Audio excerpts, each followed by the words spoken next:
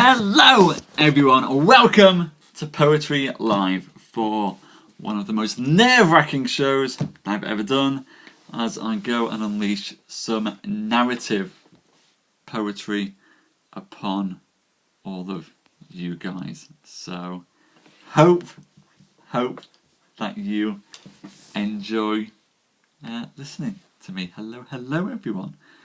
Hello. I'm just going to quickly jump. This hasn't shared on Twitter, so I'm glad you're looking forward to it, Mary. Hopefully you'll be very kind as I do this. So can I go and share? Can I do my? I'm trying to. Hello, Lars. Hello. I'm just trying to actually go and get my thing to share on Twitter, and it's not of all the things for Periscope to not share properly. Oh, hang on. I can. Nope, that's not it. Hey. Here we go. I can. I think go and share this on Twitter. Yay! Thank you, Loz. Thank you for you sharing it on Twitter.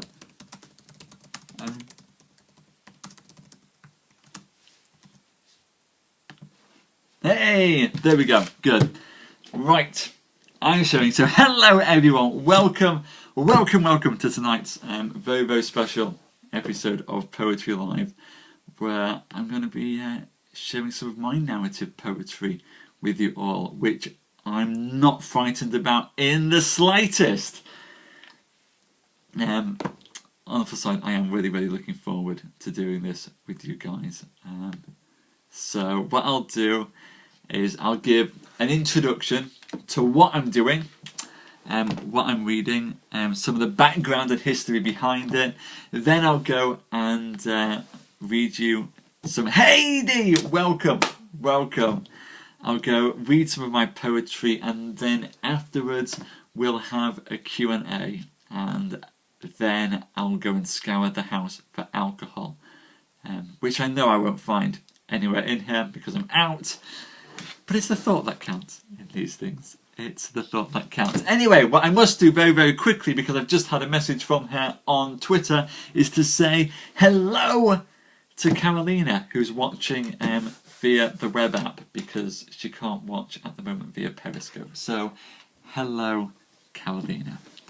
I hope that you're looking forward to tonight. Hello, Kenya. I'm over in Yorkshire, so hello. Thank you, Lars. Thank you. You can have a shot of courage for me before I get into tonight's show, which should be fun. Wow, this is going to be a little bit scary, but you're a wonderful crowd. You're a lovely crowd of lovely people. So I'm sure I should stop. I'm just hedging now, aren't I? Let me go and so what I'm going to read to you is a long narrative poem that I've been working on and off for a few years now. Thank you, Nesh. That's a wonderful compliment. It's the chin, isn't it? I only wish I had Benedict's effect on women. Not quite making women go as weak at the knees as Benedict. But hey, we try. Maybe I do. Maybe you can correct me if I'm wrong. But this is a long narrative poem that I've been working on for a few years. And I'm hoping, so within the next 12 months or so, to possibly to have it finished. It will probably be, by the time it's done, about 20 to 30,000 words. Quite a long poem when it will be done, which hopefully I'll be publishing. It is in a very rough state right now. This is an early draft of it, but I'll share it with you guys anyway. It's called The Cats of Hashima Island. Now, for those of you who don't know, Hashima Island is an island just off the coast of Japan, just off of Nagasaki Harbour. Hashima Island was bought by the Mitsubishi Corporation in the 1890, and it was used as a coal mine. At 480 metres long, it was once the most densely crowded area on the planet. And there were 5,200 people crammed into this tiny, tiny island, which actually had the first concrete tower blocks ever created. It was a self-contained town, all built around this coal mine. The Mitsubishi Corporation would go and bring all of these people in to work there. There were issues during the war with slaves being brought in there as well. But for all intents and purposes, this was its own town. It had its own school, it had a gymnasium, it had a hospital, it had its own theatre, it actually had its own brothel. This was a town. But the thing was, in 1974, people stopped using coal, really. People stopped using coal over a long period, but in 1974, it no longer became profitable to be running a coal mine on this island, and Mitsubishi closed the mine, and with no mine there wasn't any other purpose for anyone being there, so it evacuated all of its workers out of Hashima Island. Now, what happened when it evacuated all its workers out is, partly because this place was built out of concrete primarily, is that since 1974 it's actually stayed pretty much as it was. It's slightly ruined now. It is collapsing a little bit, but it looks still very much from the exterior like it did back in the 70s, but it's completely abandoned. There's no one there. For those of you, in fact, who might have seen Skyfall, the last James Bond film, when James Bond goes to Javier Bardem's island, that island, the exterior shots as Bond is going up to that ruined island town, that's Hashima Island. The actual scenes that they shot in Hashima Island were done on a soundstage, but the exterior shots, certainly coming up to that was Hashima. And I've been fascinated with Hashima Island ever since I first discovered it. Please Google it, it's a fascinating place. There's even a Google Street Maps you can do for Hashima Island, which just shows you how awesome it is. But I spent a lot of time a few years back looking at different accounts of people who'd left Hashima Island, people who were school kids on Hashima Island and had left when their parents came out. And there was one account that I remember reading, quite a haunting account, which was by a young boy who was on the last boat to leave Hashima Island. And of course, because this was a dock that had been, huge docks that had been running since the 1890s, boats coming over from Nagasaki, one of the problems was that there was a rat problem on Hashima Island. How do you combat the rat problem? Well, they brought cats over instead to go and deal with the rats. But the problem was when they came to leave Hashima Island, they, only had limited space on the ships. Lots of the cats were just strays and moggies at that point in time, and they didn't want to go and bring them back. They just left the cats there. And so this guy was telling this tale of when he was a young kid on that last boat, and this concrete town on this tiny island was absolutely deserted. No one left on it. And he could hear on that boat, as they were pulling away, the crying out of all these cats on this island, and these cats that came down onto the docks and just watching these cats as they left Hashima Island. And this is a magical realist tale, a narrative poem from the perspective of the cats, right after that last boat leaves the island.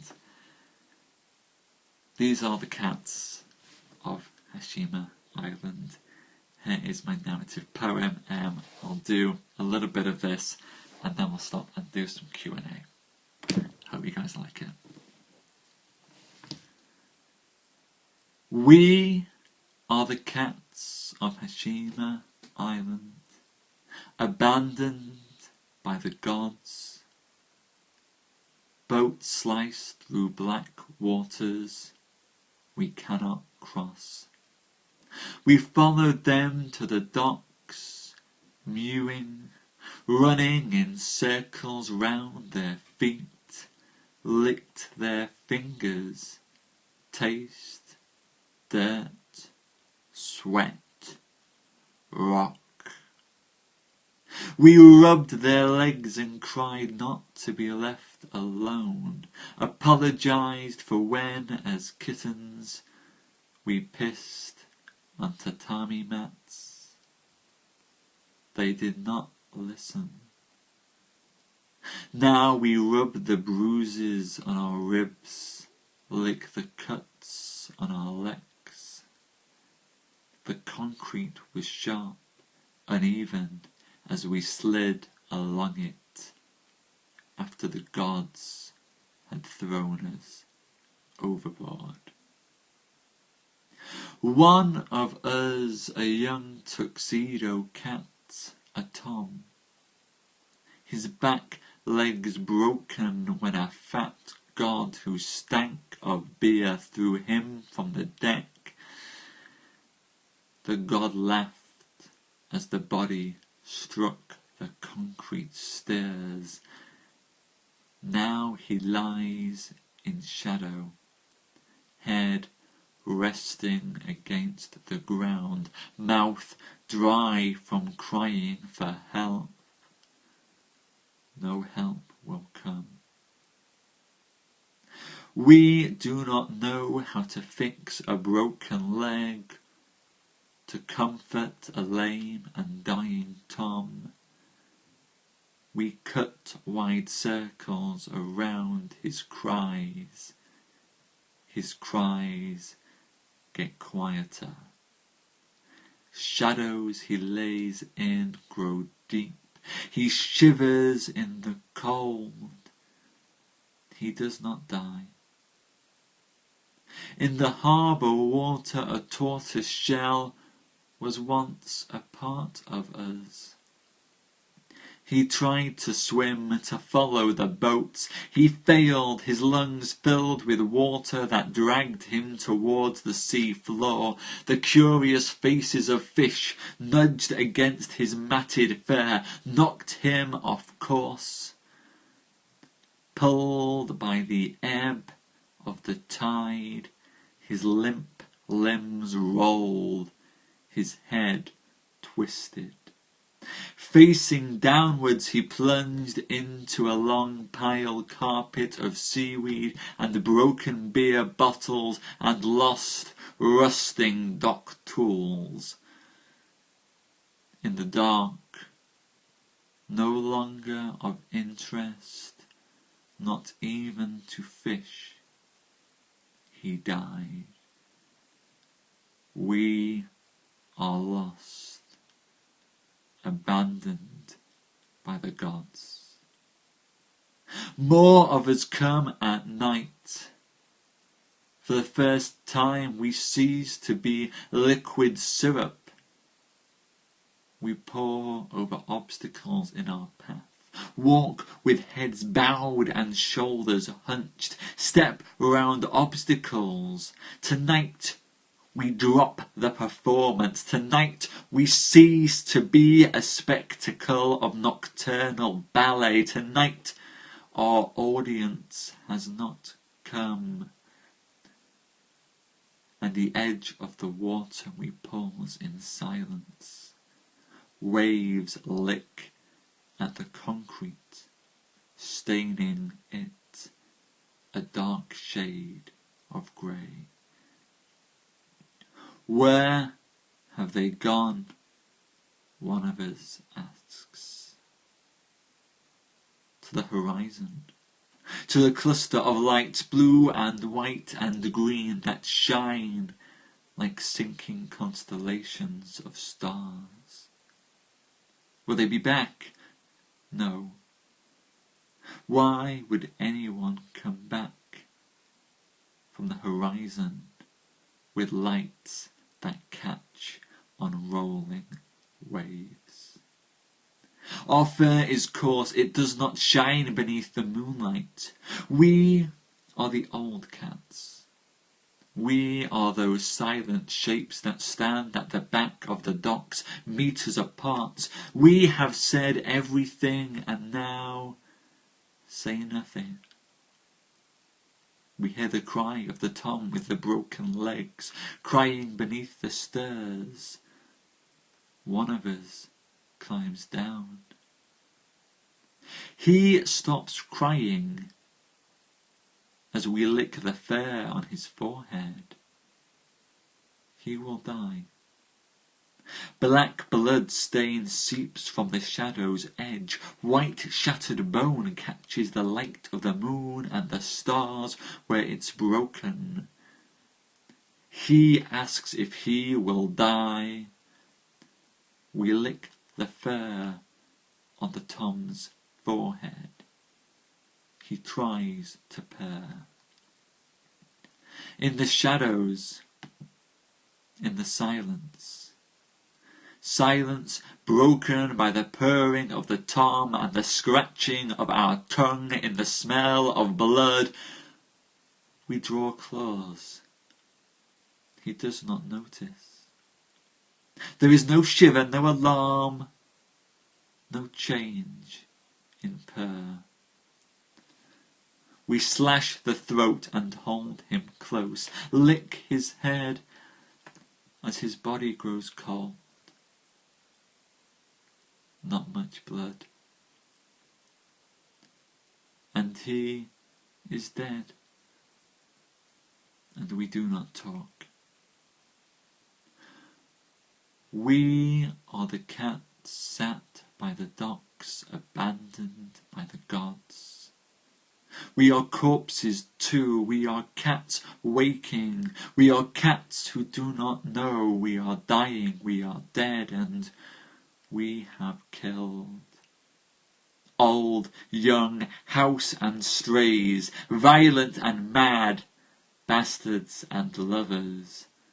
Moggies and tortoiseshells, Persian, Siamese, this is us and more. We come crawling from the concrete shells that have also been left behind. We sneak through open windows, pull ourselves from the dark, warm space between garbage cans. We crawl along banisters and railings, walk down deserted streets. Our tails drag against the floor, our coats catch the moonlight. Why?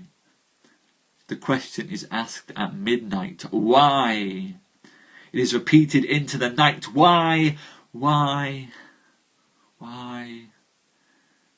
Why?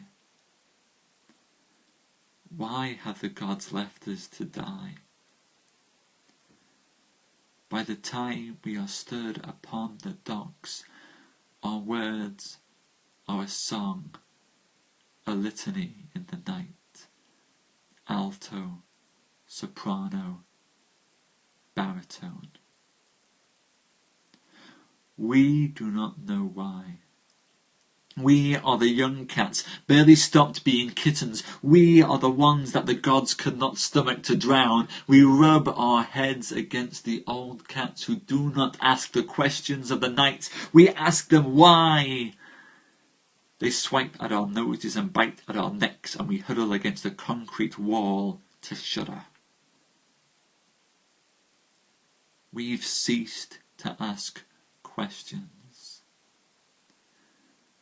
We are silhouettes in moonlight, silent, staring out across the sea. The distant lights are changing, and we have been left behind, abandoned by the gods to die. And that's the opening. of my long narrative poem, The Cats of Hashima Island. Thank you, Dee. Thank you. I'm glad you like that. Glad you like that line, at least. How was that then? Yes. I'm not always super cheery, Danny. I'm super cheery in person. My writing tends to be a little bit dark. I kind of have to balance out the dark stuff by being actually a very, very cheery, happy person for the rest of the time. But yes, it is sad. It is.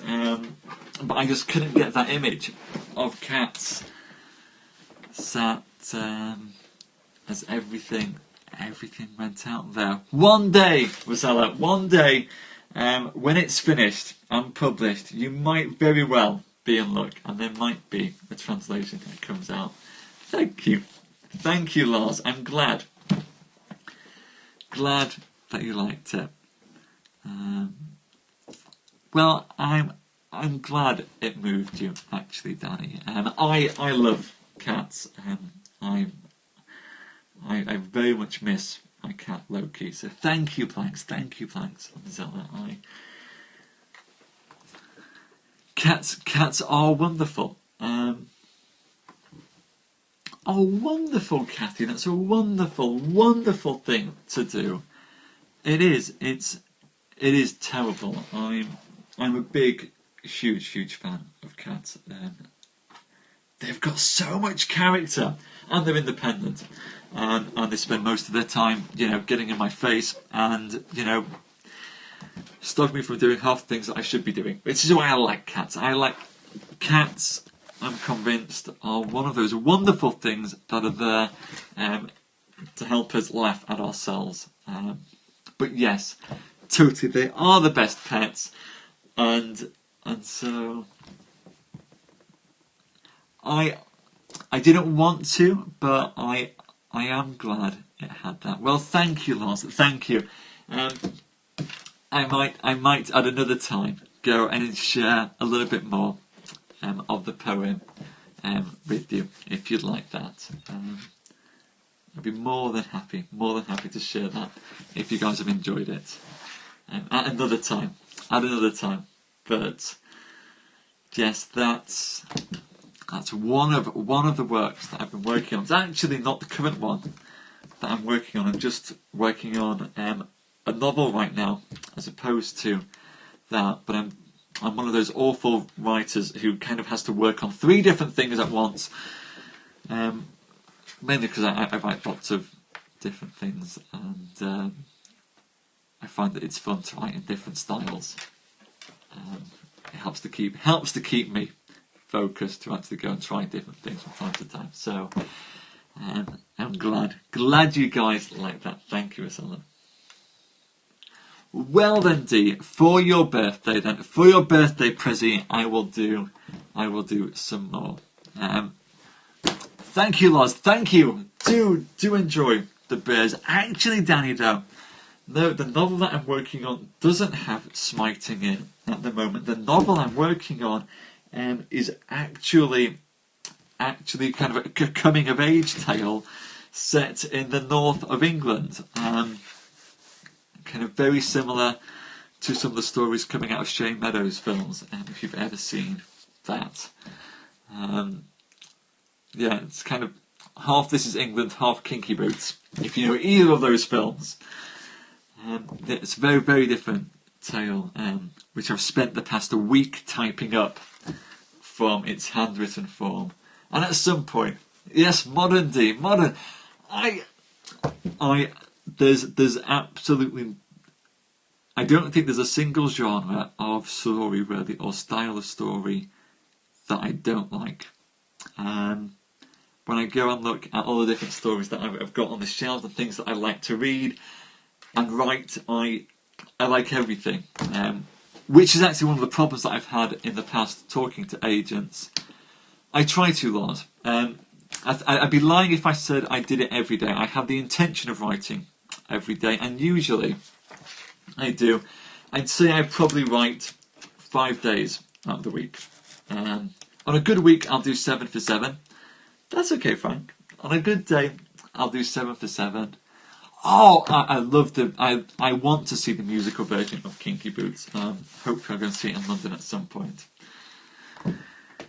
And This Is England, by the way, Danny, if you've seen This Is England, then is set in my hometown of Grimsby. That's where I'm from. That's where I was born and raised, in that town. But yes, on a good day, on a good week, I write 7 out of 7. This week has actually just been typing up. I'm hoping to get all fully typed up. But yeah, I write all sorts. I will write sci-fi, I'll write children's stories, I'll write poetry, I'll write modern stuff. I'm toying, not taking it seriously. I will at some point. When this is sorted, way hey for Grimsby! That should be a t-shirt, Danny. That should be a t-shirt. At some point, what I will do is I actually do want to write my own smiting story, because being from Grimsby, for those of you in the UK might know this, Carly probably knows this. Hello, Carly, by the way. Grimsby is not the best thought of town in the UK. For those of you who are stateside, Grimsby is kind of England's version of Detroit. Huge industrial town from kind of back to the 1800s, right the way up until the 60s, and then it faced massive decline. That's okay, Carly. I'm glad that you're here now. You care for the after show, then you can just see what all the fuss was about later. But Grimsby had a massive industrial collapse. And so Grimsby is kind of known for being this kind of rundown town that used to be famous for fishing. But what most people don't know about Grimsby is Grimsby actually has one of the oldest sagas in all of England written about it. That's right. That is right. Forget Beowulf, forget Sir Gawain and the Green Knight. Grimsby is actually famous as being founded by a fisherman called Grim, who came over from Denmark when he was protecting the Danish prince Havelok the Dane. And so there is an ancient Viking saga called the Lay of Havelok the Dane, which tells the founding of Grimsby. And so my plan is to finish my modern story set in Grimsby, try and publish that. That actually I'm hoping to have finished and up and running by around Christmas time. Then to go and finish my Hashima Island sometime next year. And then I'm going to go and write my own retelling of the Lay of Havelok the Dane. Lars, it's out of print now. I've got a copy of it downstairs. The copy that I've got is actually in a very old form of Middle English. It's not full Old English. It's been translated from Old English, but it was translated into an old version of Middle English. And for those of you, gosh, I'm getting nerdy tonight. You can tell that actually medieval lit is a big thing for me. If you look at Middle English differs in different parts of the country. England didn't really have a unified language up until you're really getting into about kind of the 1800s. Even in the 1800s, areas like Yorkshire, you can find it with Google, you can find everything with Google. Areas like Yorkshire, where I am now, actually had their own separate dialect, which is why if you go and read Wuthering Heights by Emily Bronte, when she's got Joseph's dialogue in there, we'll come to Sacha Baron Cohen's comedy, and I'm not happy about it. Havelok, with an E, Havelok. Havelok, as in Havelock Veterinary for you Discworld fans. Yeah, so England didn't have a national language up until quite recently, and so the Middle English that Chaucer and Mallory write in is very, very different to the Middle English that you had in the north of the country. So if you go and read something like Sir Gawain and the Green Knight or the Lay of Havelock the Dane in Middle English, it's much harder, it's much more Germanic. There's a lot more Germanic ligatures taking place in there than you would get in the south of the country. So it's a bugger to read. But I'm sure you can do it with enough reference files and do it. Longer, Lars. Longer. Actually, the Vikings ruled England for hundreds of years, in part. Gosh, we're doing a history tour of England now, aren't we? I live at the moment... so I was born and raised in Grimsby, which was a Viking town. It's actually next to the town of Cleethorpes, which is an adjoining Viking town. Cleethorpes has one of the highest populations of natural blondes in the UK, because most of us actually come from Viking stock. Not me, I'm Spanish. I'm from Spanish stock. But most people in Cleethorpes actually are from Viking stock. That's where the Vikings settled for a long time. And now, and sort of that town of Grimsby, where I'm from, Grimsby is Grimstown. Cleethorpes, which is the next town over, is the settlement around Clees village. And the actual part of Grimsby that I'm from is actually a little village just on the outskirts, which is kind of now part of Grimsby, called Scartho. And Scartho is, you'll find it in the Doomsday Book, called Scarthauga, which is Viking for flat area on top of a hill. Fun fact. Now I live in the medieval and Viking city of York. Excellent, excellent. Well, neither of us are proper Vikings then, Lars, but we try. We can make do. Now I live in the city of York, which is known as Jorvik. It's actually one of the oldest Viking cities in the UK. And one of the oldest and longest running Viking establishments in all of England. And its Viking name was Jorvik. Now it's known as York. And that's where I live now. We are full, in the north particularly, very, very much a heavy Viking area, with very strong Viking roots. And whenever they do any construction in York, we have to bring archaeologists in to do any kind of construction. And when we're digging, we end up finding usually a lot of Viking bodies and armour and fun things like that. Oh really? Halifax isn't far away at all. And yes, Dee, I can definitely see the similarities with the Romans leaving England. I will, Lars. I have actually tried to get Heritage England to let me do it. So hopefully, maybe one day I can go and do a heritage scope for those of you who want to know it. But yes, all fun stuff, and that's kind of what shapes my writing. So various things I've got in the fire. No, okay, right. I'm going to pause a minute here so I can rant. I won't rant too hard with you guys because I love you. Sacha Baron Cohen. Right, Sacha Baron Cohen.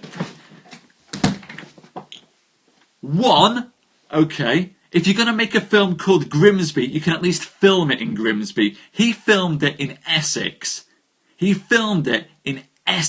Which is down south. That annoys the hell out of me. He's made a film that's making fun of Grimsby and is showing Grimsby to be grim, and it's Colchester. I mean, it's not even Grimsby. How can, it's just... Why? Why would you do that? Why would you make a film called Grimsby, actually making fun of Grimsby, and then film it in Essex? It just winds me up. It winds me up a lot, Danny. So I'll be boycotting it. He would be, actually, Andrew. There's a lot of hatred in Grimsby for this at the moment. And this is part of the problem. And actually, At least it wasn't filmed in New Zealand. This is one of the beefs I have. I think Essex only let him because they were making fun of Grimsby, Danny. I'm from Grimsby, and Grimsby gets a really bad rep, and the part of the problem is we get in these awful documentaries in Grimsby that kind of go out to show the worst of the town, and we get these films that kind of show the worst of where we're from, and actually, having been born there, having been raised in Grimsby, having lived and worked in Grimsby, it's actually kind of a wonderful place. I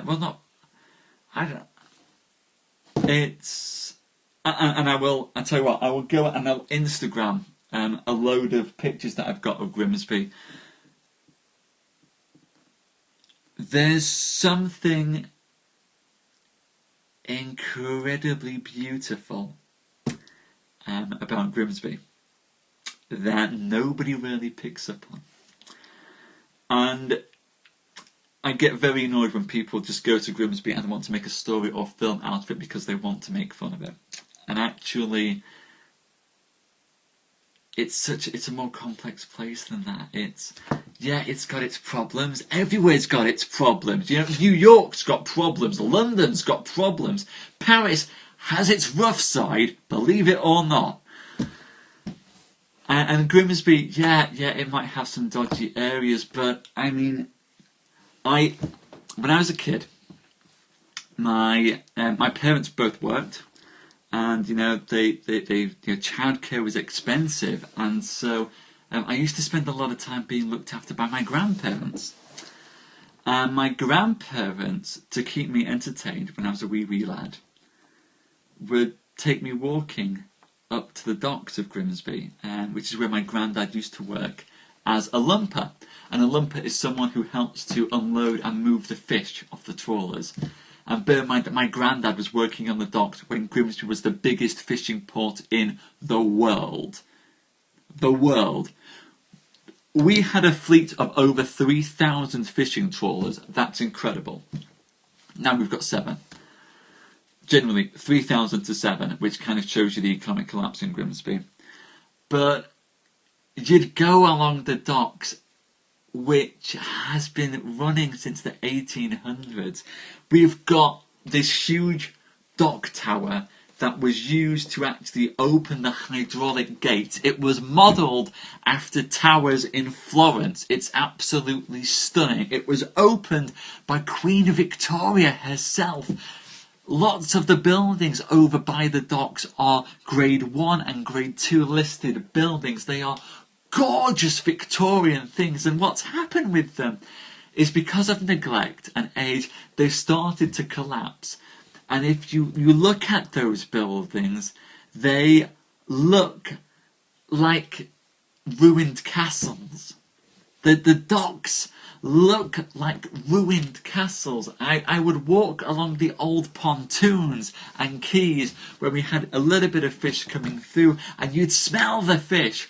And I know lots of people have a problem with strong fish smells, but when I think of that fish smell, I think of going to the docks with my grandparents and seeing it with their eyes and seeing it as something to be proud of, not something to be ashamed of. I think of seeing it as these old ruined castles. And so I think mocking Grimsby is actually probably one of the cheapest storytelling tactics you can do. Anyone can go and look at a rubbish place and make fun of it. Easy peasy. Making fun of someone is the simplest and easiest thing to do in the world. That's why bullying is so popular. But being able to take a place that isn't conventionally beautiful, being able to take a place that is derided, and to find beauty in it, and to find something worth telling about it, I think that's a more powerful skill. Absolutely, Connie, you're totally right with Blackpool. And as someone from the coast, I have huge, massive love for any English seaside town. I love them. I love all of them. I have a special love for English seaside towns out of tourist season. So somewhere like Blackpool, if you go and actually see Blackpool in the winter time, let me tell you, Coach Carly is totally right.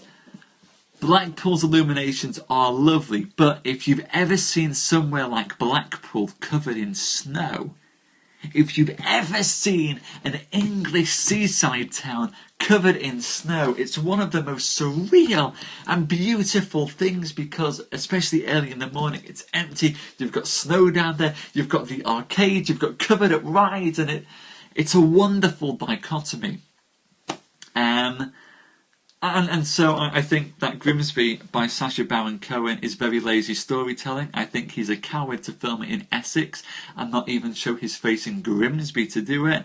And I think, as someone who actually, as a kid, enjoyed the Ali G show, I now... Oh yes, Frozen Waves are gorgeous anyway, Andrew, but totally. Anything that takes one of those environments and offers something new to it. But I think Sacha Baron Cohen, actually looking at his recent films, looking at what he's doing, and the last one of his films that I watched was The Dictator, and I found actually when I watched The Dictator, it was just quite offensive, and I actually just had to stop and just say, look, this is offensive. It's not. I didn't find it funny. Didn't find it offensive. I found it offensive, and I just think he's going for cheap laughs. Absolutely, Lars. Thank you. Fishing towns are wonderful. Oh, snow-covered piers. Yes, absolutely. And so that's what. When I write about somewhere like Grimsby, well, Danny, I'm. Oh, do you know what, Dee? One of the things that I would dearly love to do, and I might do. In fact, I have this dream that when we get to the end of the Mordor Fair, I would love to actually read Arthur's death at Tintagel. No, I don't want to go to your funeral, Dee. I haven't been to Tintagel since I was a wee lass. Does it, Lars? That's fascinating. I didn't know that. Wow. In England, it's the town of Grim. Which was founded by a fisherman from Denmark. I don't have a middle name, Dee. I am just Simon King. Oh, yes. Really? Well, Grim was the ugly fisherman then. Fascinating, Lars. Wow. Grim is the ugly fisherman. I never knew that. I learn something new every day. But I would love to read Arthur's death at Mordred's hands live from Tintagel. And I might do that. I'm not sure what the Wi-Fi signal is like over there. But when we get to that stage, we'll see if I can do something like that. I think we owe it to ourselves to at least try to scope from Arthur's birthplace. Absolutely, Lars. Excellent, Dee. Well, I'll see. I'm glad I have your guys' support for it. We'll see what I can do. Because, I say, I haven't seen it since I was a wee young lad. And I think I must have been about 7 years old when I went to Tintagel. And at the time, I got this awesome King Arthur t-shirt, which has been lost now. But I do remember getting an awesome King Arthur t-shirt, and I loved it to bits. And dearly would love to go back and share some of this from there. But yes, so Danny, at some point, probably this weekend, I'll get my current novel about Grimsby typed up, and then I can start editing it, and I might share some of that on Periscope as well, and try to actually go and share that story. Blade Runner, Lars. Blade Runner.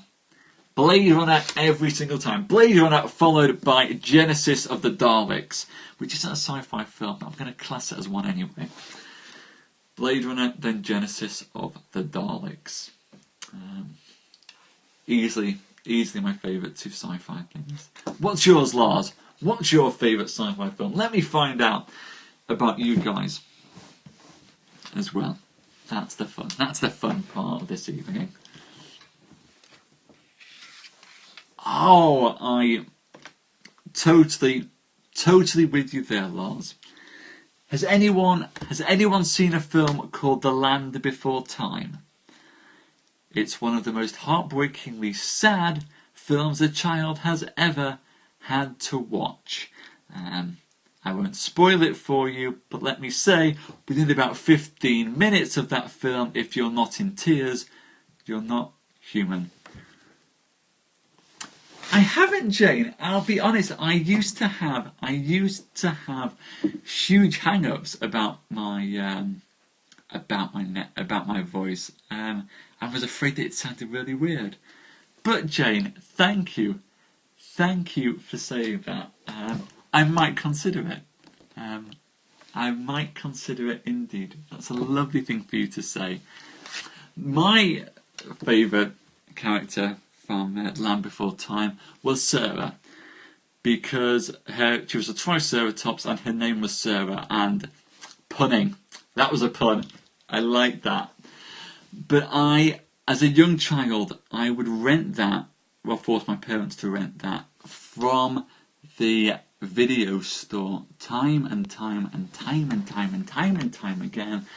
I think we probably paid for it about 5 times over when the amount of times that we had to rent it. And eventually my dad said, enough. The never-ending story is still amazing, Lars. In fact, I still need to read that. I need to get it in its original version with the blue and red narratives in there.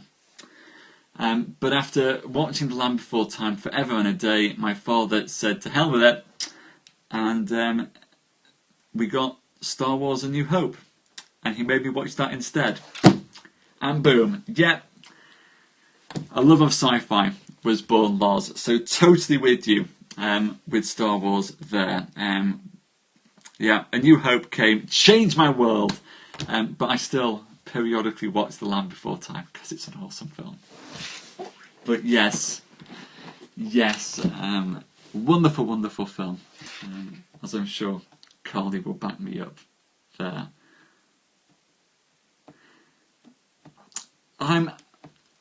I don't know how you guys feel about the new. I do this awful thing with films. It helps that most of my friends are cynical people who drink lots of black coffee and try to break my dreams. I'm kidding. I'm kidding, Sophie, if you're watching this. I'm kidding, but you do drink a lot of coffee and you are cynical. My friends tend to be quite cynical about things like the new Star Wars films. And I tend to be the one who gets really hopeful. And I'm the one who then ends up watching a film and coming out and being crushed and going, no, it shouldn't have been like that. So I am cautiously optimistic about the new Star Wars film. And I want it to be good. And I will be there on opening night. And I'll probably actually be there at midnight as well. And I will be massively psyched for it. Just like I was for Revenge of the Sith. By the way, hardcore Star Wars fan, I was late for my English A-levels because I went to go and watch Revenge of the Sith instead of going to my exam. I ended up 10 minutes late for my English exam and completely out of breath. I'll agree with you there, Lars. I didn't enjoy the new ones. Not in the slightest, Dee. Not in the slightest. Although it was great. What happened was, I'll tell you the story of Revenge of the Sith and how it basically almost cost me getting into university. I was set for my English exams to go to Kingston upon Thames and do literature and creative writing, which was conditional upon me getting an A for my English A-levels. Unfortunately, my English A-level was on the day that Revenge of the Sith came out.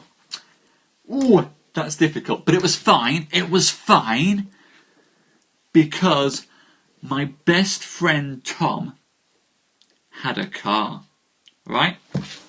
And Star Wars was showing in the morning and my exam was in the afternoon. So I was like, okay, it's in the morning, my exam's in the afternoon, it's all good, we'll watch it, Tom will, drive with me, be there from college, he'll drive us back, it'll be cool. But I'm on the bus to college and Tom calls me up at about 8:15 in the morning to say, sorry mate, car's dead. Can't do it. Okay. It's fine. Tom's car is dead, but I can still probably make it to Star Wars, watch Revenge of the Sith, and then get back to my English exam. I mean, I can do that, right? I can do that. So what happens is, I figure cinema's going to open at 9, my exam's at 1, that gives me 4 hours. So, the film's going to be like 2 hours long, starts at 9, I'm finished at 11 o'clock. It's half an hour's walk from, well, it's not half, it's about half an hour to 45 minutes walk from college to town. No problem, I'm cool. But what I did do was I walked into my English department office, and as you might imagine, I was the English SWAT. So I spent a lot of time in the English department office. I knew all my teachers on a first name basis. We had a lot of fun. I used to swap books with them. Love those guys. Hello, if any of them are watching. I missed you guys. But I walk into the office and I say to them, guys, as you know, Revenge of the Sith is out today. I know the exam is this afternoon, but do you think I'll be okay to go catch the first showing because Star Wars and then come back to my exam? To which all the English teachers in the office just look at me with this, no, Simon, we don't think it's a good idea. Why don't you go to the library, just sit, read some Tolkien like a good boy, because they had the complete histories of Middle Earth in there, and wait for your exam. I said, okay. No, because I know best, Lars. So what I do is I hightail it into town, and I get there to the cinema for 9 o'clock, right? 9 o'clock, because I can go in there at 9 o'clock, the film's going to be 2 hours long, I'll be finished, I'll be done, I'll be fine, I'll be covered. So the cinema doesn't open until 10 o'clock. Well, I'll just go and kill time in town for an hour. The cinema opens at 10 o'clock, that's fine. 10 o'clock, I'll be done by 12 o'clock. My exam is at 1 o'clock, it's half an hour's walk. I'm good. I'm still 45 minutes walk. I'm still good. Because I've got 15 minutes free to actually go and do it. So 10 o'clock, and I know that I'm covered. 10 o'clock, I go in, get my popcorn, go and sit down to see Revenge of the Sith.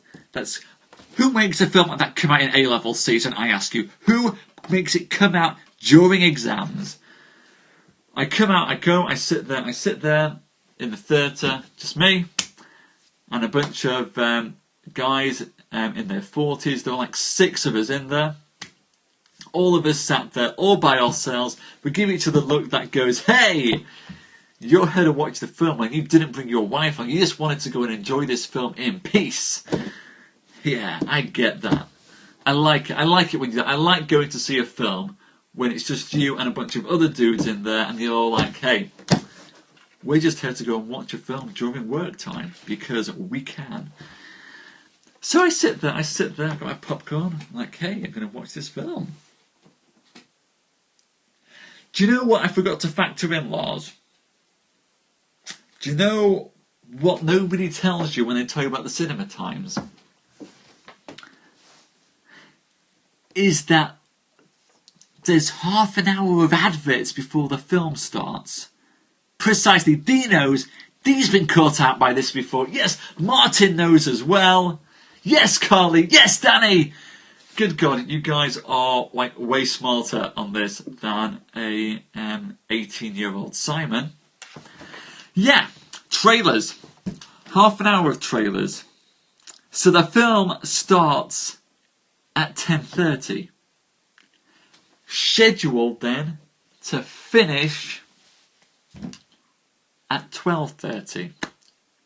My exam is at 1 o'clock.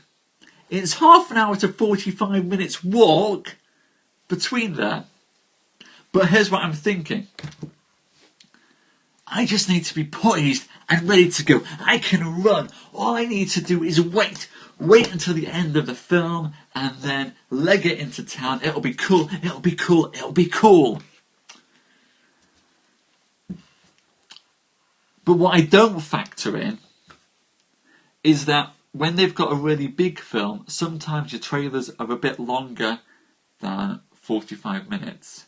When I was at college, I wore nothing else. Well, actually, I wore clothes and running shoes, but that was not one of my shoes. My all-star Converse trainers on the feet, of course, nice and black, because I had a black sole. So I'm sat there, I'm watching the film. Yeah, I'm enjoying the film. You know, it's not the best Star Wars film, but hey, we've got some nice action things. Oh my God, no more Padme Anakin scenes. No, stop the Padme Anakin scenes. Just give me lightsaber fights. Just give me lightsaber fights. It's not the worst Star Wars film. There's no Jake Lloyd in there. Jar Jar is a distant memory. Okay, I'm checking my watch, and actually, it's now 12:30. It's 12:30, and the film's still going. The film is still going. My exam's in half an hour. The film is still going. The film is still going. Why is the film still going? I can. Do I run? Do I run? Do I leave the film? Do I run? Do I leave the film? Do I run? Do I leave the film? Do I run? Do I leave the film? Do I leave the film? The film. Anakin's gone into the lava. Anakin's gone into the lava. He's going into the Darth Vader suit. The Death Star's being constructed. Do I go? Do I go? Do I go? Do I go? Do I go? Do I go? Do I go? I'm going. I make a call. I'm going.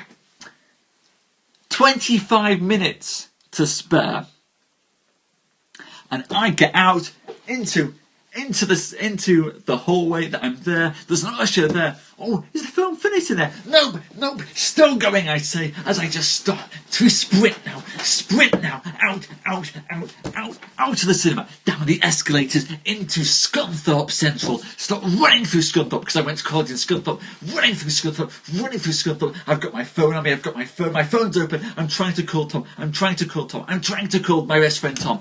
I get through to Tom, I say, Tom, I'm running late for my exam now. Is your car working yet? Can you come and pick me up? Because Tom will come and save me in his car. Tom's car needs to go to a scrap dealer. There's no way it's coming back. Oh crap. I really need to get an A in English to get into my first choice uni. I need an A. Oh god. And I thought I could do this in half an hour. I'm not doing this in half an hour. Oh god. What do I do? I know. I'll just go home and tell my dad that I'm just going to get a job somewhere doing something that I've changed. I'll need to apologise. I'll need to do something. I'm not going to university. No, my life's at an end. I need to protest. I need to go. I need to run. I sprint. I get there to college at about 5 minutes past 1. My exam started 5 minutes ago. What I do is I get there, and we've got these automatic doors at the front of college, and I get there and I'm there, and the automatic doors, they're not opening fast enough. I stick my hands in between the doors, I yank them open. We're talking Samson style strength here, ladies and gents. I run. I check the big board that tells you where your exam rooms are. Okay, I'm in the hall. Okay, run, into the hall. Right, okay, backpack off. backpack off, phone out, put the phone in the phone box, take out clear pencil case, show ID card to the woman there. I'm 5 minutes late, but it's okay, because if you're 5 minutes late, sometimes they still let you sit the exam. The woman takes my ID card off me and checks down the list.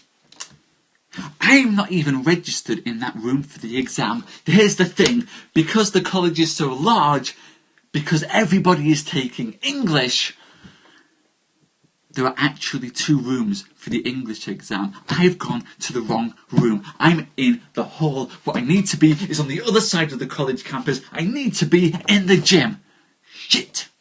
So I grab the backpack, I grab my pencil case, I put the pencil case in the backpack, I go and pick up my phone, I run.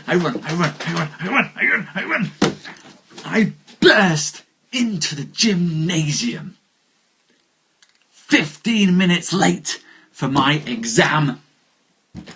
And every single one of my English teachers, every single English teacher in the department, every single English teacher who told me earlier that morning, do not go and see Star Wars,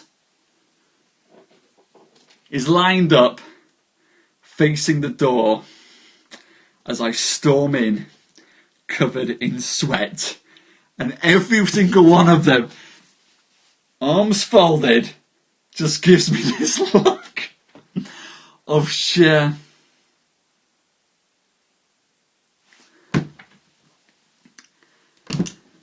what can I say? Like I say, I get in there. They kindly, I take off the bag, I put on my pencil case, I put on the thing, I show them my ID card. Even though I'm 15 minutes late, they still let me sit the exam. And that is how I encountered the revenge of the Sith. I did get my A. I got my A in the end. Actually, at the end, they asked if I wanted an extra 10 minutes of time to do the exam and do it all. But I managed to finish my exam 15 minutes early.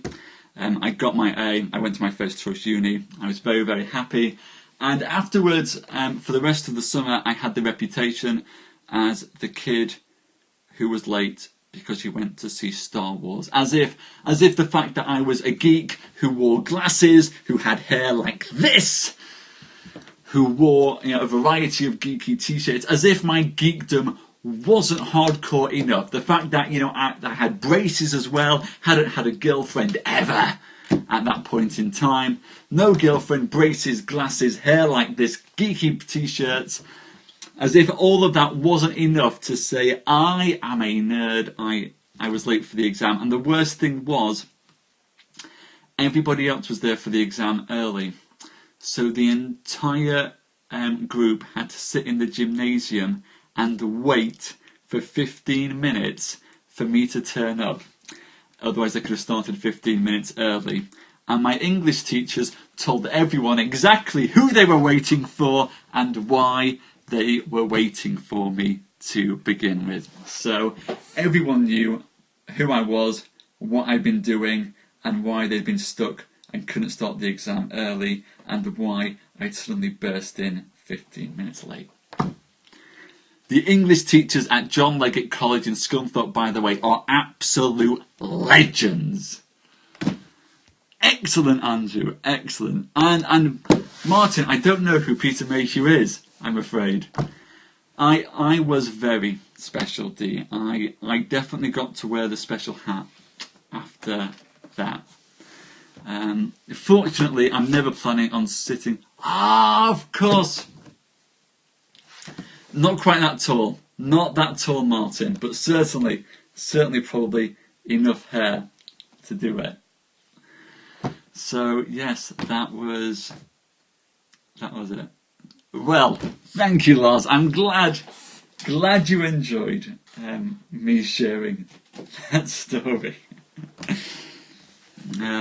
Looking back on that now, it is quite a funny story. At the time, I was just petrified doing it. But yeah, that was it. So thank you, Lars. Thank you. I'm glad Glad you enjoyed me telling that story. 2 stories from me you got this evening. So thank you guys. Thank you so much for listening to me. Brilliant, Lars. Can I quote you on that? That's some tall praise. What's up on Monday? Do you know what, Dee? What is up on Monday? What's up on Monday? Where's my big sheet? Thank you, Andrew. Thank you, Andrew and Jane, both. You're a wonderful, wonderful audience. So thank you. You guys make it worth coming out here and being silly and telling these stories. Dee, we don't have anything booked in for Monday. We don't have any poetry booked in for Monday. What shall I read on Monday? Does anybody know what I'm going to do? Thank you, Lars. Thank you. Does Lars scope? Where's Lars? Where's Lars?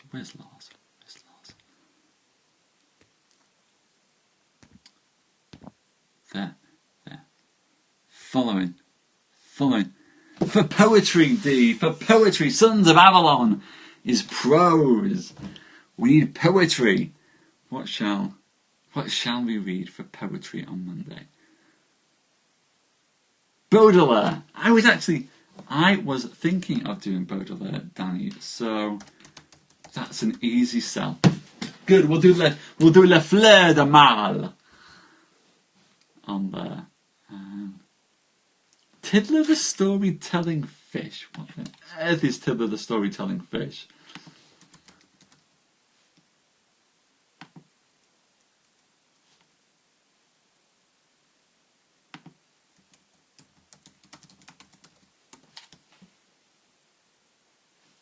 An Axel Schaefer tale. Oh, Julia Donaldson and Axel Schaefer. What legends. We'll go and do that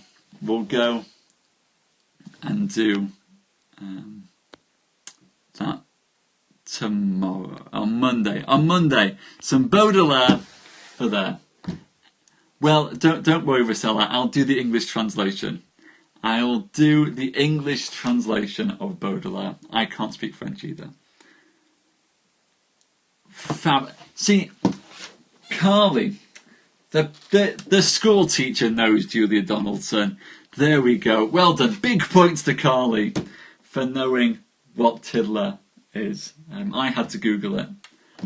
Fab. Did Axel Schaefer do Funny Bones? He says.